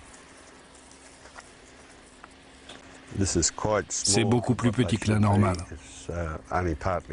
La sécheresse a stoppé leur croissance. En septembre, on a eu une vague de chaleur. Le vent chaud a tout brûlé sur place. Et il n'a pas plu pendant longtemps. Voilà ce que ça donne, l'absence de pluie sur les grains de blé. De toute ma vie, je n'ai jamais vu une sécheresse aussi longue. Malgré tout, il faut moissonner ce qui peut encore l'être. À peine 15% d'une récolte normale. Mais le blé est de trop mauvaise qualité pour être vendu. Il servira tout juste à nourrir le bétail. On se sent anéanti. C'est très frustrant de ne pas produire normalement. Et très démoralisant de savoir qu'on ne peut vraiment rien faire contre ça. Il ne vous reste plus qu'à préparer l'année suivante. C'est comme ça qu'on fait en Australie. Avant la sécheresse, Jim et son fils élevaient près de 5000 moutons. Ils ont dû en vendre la moitié. La terre, brûlée, ne suffisait plus à nourrir toutes les bêtes et acheter du fourrage serait trop cher. On a fait le choix de sacrifier une partie du troupeau. C'est sûr, cela réduit vos revenus et vous ne produisez plus assez pour avoir un niveau de vie, disons, décent. On peut encore supporter ça 1 an ou 2, mais après, on devra reconsidérer nos choix. On a besoin de pluie au moins 2 ou 3 saisons très humides pour espérer sortir de là. Les sous-sols sont vraiment secs.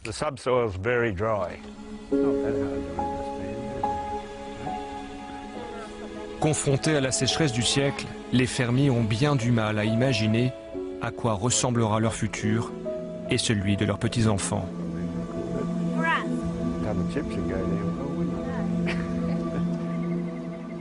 Et pourtant, à quelques kilomètres de là coule le plus grand fleuve d'Australie, le fleuve Murray. Une véritable ligne de vie qui serpente sur 2500 km. À première vue, il y a de l'eau en grande quantité. À première vue seulement, il faut oublier le décor de carte postale. Le fleuve Murray est à l'agonie. Son niveau est maintenu de manière totalement artificielle par une série invraisemblable de barrages et d'écluses. Son débit est presque inexistant, car 90% de son eau est pompée, détournée, notamment par les agriculteurs. Ils sont 60 000 dans tout le bassin. Pendant des décennies, ils ont puisé sans compter, parfois aussi sans discernement, allant jusqu'à planter sur ces terres arides du riz et du coton, très gourmands en eau. Mais aujourd'hui, le modèle vole en éclats. L'eau est devenue un bien précieux. Les fermiers sont rationnés et soumis à des quotas de plus en plus sévères. C'est le cas de Tony Loeffler. Depuis plus de 20 ans, il produit des fruits et légumes. En ce moment, c'est la saison des abricots. Et pour irriguer, Tony pompe directement l'eau du fleuve Murray. Mais la sécheresse est passée par là. Aujourd'hui, Tony ne peut tirer du fleuve que 15% du volume d'eau auquel il a droit en temps normal. De quoi arroser quelques parcelles seulement, en sacrifiant les autres.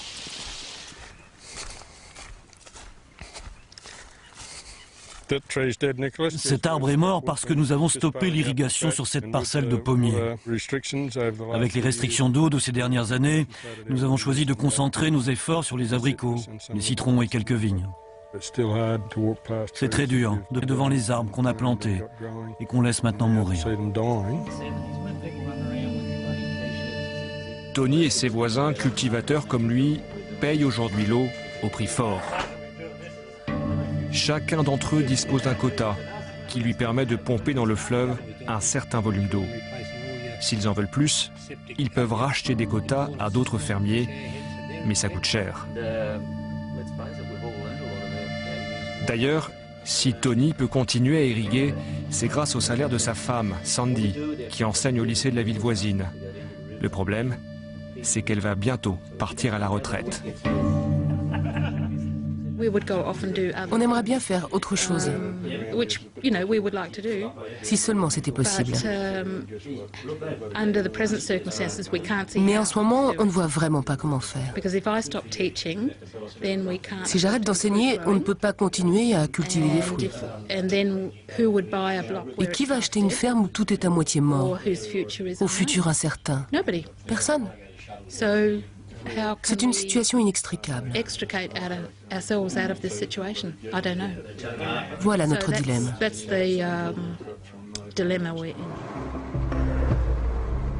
Dans la région, ils sont des dizaines de milliers, comme les Loeffler, à se retrouver dans une impasse. En Australie, les agriculteurs ne sont pas subventionnés par l'État, sauf dans le cas de circonstances exceptionnelles. La sécheresse en est une. Alors depuis plusieurs années, le gouvernement fédéral finance des bus de la sécheresse, de véritables centres d'accueil, d'écoute et de conseil, qui se rendent dans les zones les plus touchées, les plus reculées. À bord, des conseillers psychologiques, des experts, aident les fermiers à se retrouver dans le labyrinthe des programmes d'assistance et les poussent parfois à quitter le métier. Bon, il y a 2 programmes d'aide au départ, un ancien et un nouveau. L'ancien exige que tu vendes ta ferme, mais c'est pas ce que tu veux. Non. Tu veux rester là où tu es. Qu'est-ce que vous cherchez en venant ici? N'importe quoi. Tout ce qui peut me sortir de là. On n'a plus assez d'eau. Je dois me reconvertir. Ici, plus rien ne pousse. L'un des programmes d'aide au départ offre aux fermiers jusqu'à 75 000 €, mais il y a des contreparties. Ce programme exige de l'agriculteur qu'il vende ses quotas d'irrigation à l'État, qu'il arrache ses plantations, citronniers, vignes et tout le reste. Il doit aussi détruire son système d'irrigation. C'est une sacrée décision. Les gens se disent, si je fais ça, qu'est-ce que je vais devenir après? C'est un choix très difficile. Si le gouvernement pousse certains agriculteurs vers la sortie et rachète l'euro à coups de millions, c'est que la nature en a un besoin urgent. Il suffit de jeter un œil à certains affluents du fleuve Murray, comme ici, à Bottle Bend. Une véritable apocalypse écologique.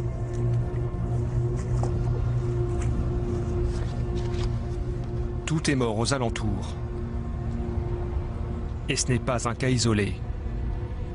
À 400 km de là, Jenny Clark, que nous avions laissée près du lac asséché, nous emmène voir ce qui reste de la rivière qui l'alimentait.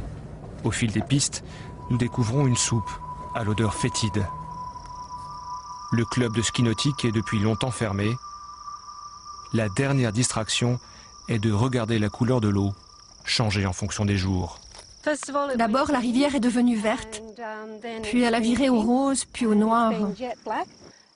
Aujourd'hui, elle est orange. Il y a 2 jours, elle était blanche.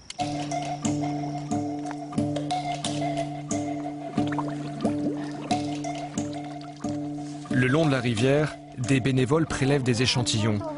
Une fois par mois, ils se retrouvent pour les analyser.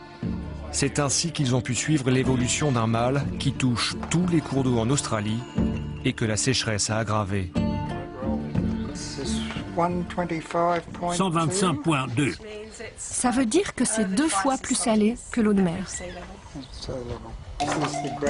Ça, c'est le graphique qui montre la concentration de sel depuis 1996. Le sel, qui rend l'eau de la rivière imbuvable et inutilisable. Ce sel, l'Australie en stocke des milliards de tonnes dans son sous-sol. Souvenir d'une lointaine période où une partie du continent était sous le niveau de la mer. Aujourd'hui, ce sel remonte à la surface et empoisonne les terres. Le résultat d'une erreur qui ne date pas d'hier. Quand les Européens sont arrivés, ils ont coupé tous les arbres pour en faire des plaines agricoles. Mais ces arbres aux racines profondes absorbaient l'eau de pluie. Sans eux, une partie de cette eau de pluie s'est infiltrée pour gonfler les nappes phréatiques. Celles-ci sont remontées en se chargeant du sel environnant. Ce sel s'est déposé à la surface. Aujourd'hui, le cercle vicieux continue. Les cours d'eau asséchés ne peuvent plus évacuer ce sel en aval.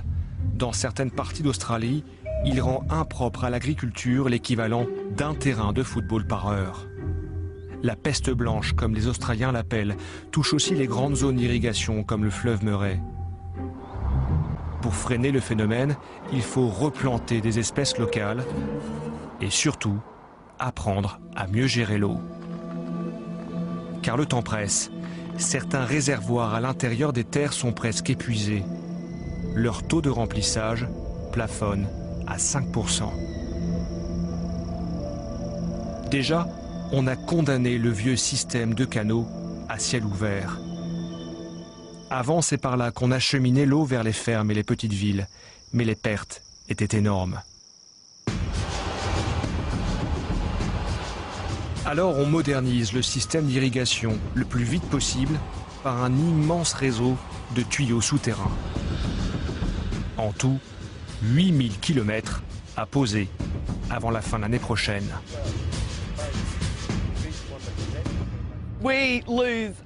Nous perdions 80% de l'eau que nous transportions via les canaux à cause des infiltrations dans le sol et de l'évaporation. Maintenant, grâce aux pipelines étanches et pressurisés, ces pertes sont fortement réduites. Notre approvisionnement sera beaucoup plus sécurisé. Marshall Roda est connecté au pipeline depuis quelques mois.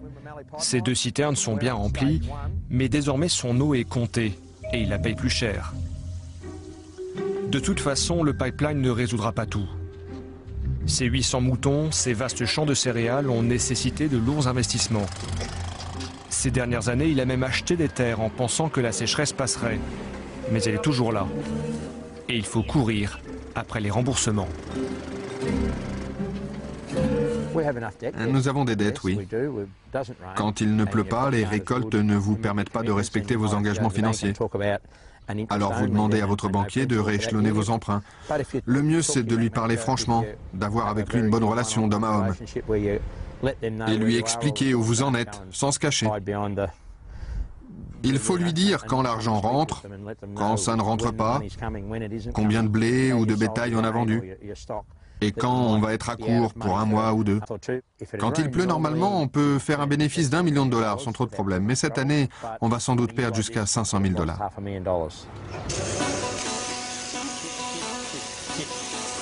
Aujourd'hui, Marshall fait tondre certains de ses moutons. Pour trier la laine, il a demandé de l'aide à Gilbert Fryatt, un ami. Cet ancien agriculteur a vendu sa ferme il y a plusieurs années à cause des mauvaises saisons à répétition. Aujourd'hui, Gilbert s'estime heureux d'échapper à la pression toujours plus forte sur les épaules des agriculteurs. Parfois, ces hommes réputés solides craquent. En Australie, selon les dernières études, un fermier se suicide tous les 4 jours. On connaît tous des gens qui ont tenté de se suicider, ça arrive. C'est la réalité. Un jour, je suis allé prendre de l'essence et j'ai rencontré un fermier. Il avait parlé, alors j'ai écouté. Il m'a raconté ses difficultés, ses problèmes. Ça aide quand vous pouvez vous confier à quelqu'un. Il ne faut pas tout garder à l'intérieur parce qu'un jour, ça sort brutalement et ça fait de gros dégâts. Désormais, même les plus résistants sont touchés. Signe des temps, les gommiers rouges, ces arbres multicentenaires emblématiques de l'Australie, meurent en masse au bord des anciennes rivières. Ils avaient résisté à toutes les pénuries. La seule chose à faire est de sauver ce qui peut l'être. Dans ce lac asséché, il y avait une espèce de poisson endémique. Des chercheurs ont sauvé ces derniers représentants. En attendant de retrouver leur lac, ils vivent ici à l'étroit dans un aquarium, leur petite arche de Noé. Sans ces efforts pour maintenir une population captive, cette espèce risque réellement de disparaître. Ce serait la première extinction d'une espèce de poisson endémique dans tout le bassin du fleuve Murray. La première, mais peut-être pas la dernière. Les Australiens sont engagés dans une course contre la montre, comme à l'embouchure du fleuve Murray, au contact de l'océan. À cet endroit, on drague sans relâche pour éviter l'ensablement à cause du très faible débit du fleuve. Pour combien de temps? Les écologistes, comme Corey Watts, estiment que c'est tout le modèle australien qu'il faut maintenant revoir. Les Australiens sont de grands consommateurs d'eau, pas seulement quand nous nous douchons ou que nous lavons nos affaires, mais aussi dans notre nourriture, dans un verre de lait, dans une orange, dans une tasse de café ou le riz que nous mangeons. Nous devons faire le lien entre notre mode de vie dans notre salon et le futur du pays. Nous devons faire des choix difficiles. Dans certaines zones, l'agriculture n'est sans doute plus viable à long terme. Cela ne veut pas dire qu'il faut expulser les fermiers de leurs terres. Il faut donner des alternatives. Mais cela nécessite des ressources et un vrai courage politique. Si les Australiens ne changent pas radicalement leur gestion de l'eau, le débit du fleuve Murray à l'embouchure pourrait chuter de 80% d'ici 20 ans, sans compter les effets du réchauffement climatique auquel l'Australie est très exposée. Pendant longtemps, en période de sécheresse, les Australiens avaient pris l'habitude de faire le dos rond en attendant les prochaines pluies. Mais cette fois, ça ne suffira pas.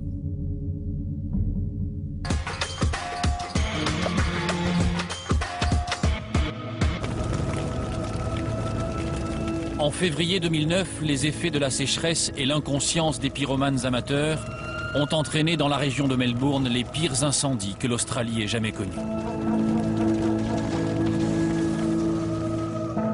Et preuve que le dérèglement climatique sera dans les années qui viennent l'un des principaux défis de l'Australie, au même moment, l'État du Queensland connaissait de très graves inondations.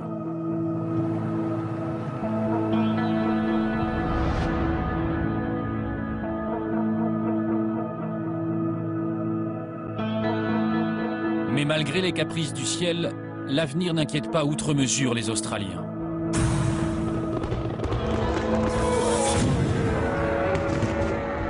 Ne comptez pas sur les habitants de ce pays du bout du monde pour s'apitoyer sur leur sort. Depuis 2 siècles, ils ont appris à ne compter que sur eux-mêmes. Et le moins que l'on puisse dire, c'est qu'ils ne s'en tirent pas trop mal.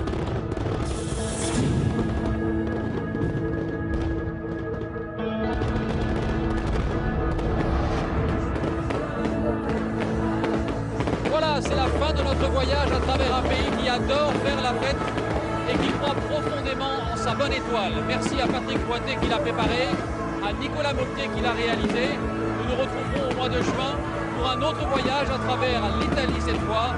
Et d'ici là, gardez un œil sur la planète. Bonsoir.